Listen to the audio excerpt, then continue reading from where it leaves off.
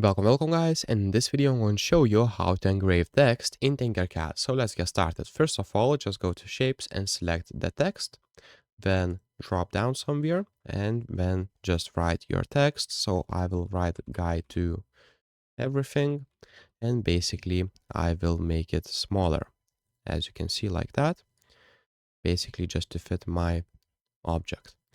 Okay, now what you'll need to do is take your text and bring over to your object. You can use alignment tool if you need to, but right now for the fast tutorial, I'm just going to drop it somewhere in the center.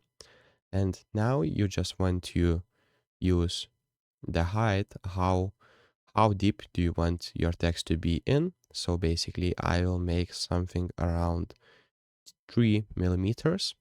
And now I will bring it down my text like that. So it needs to be flush with the object, as you can see, like that.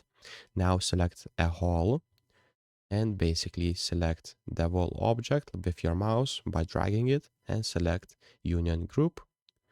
Okay. And now, as you can see, you have engraved text in TinkerCAD. So, if this video was helpful, please make sure to subscribe to Guide to Everything, comment down below for the algorithm, and see you in the next one.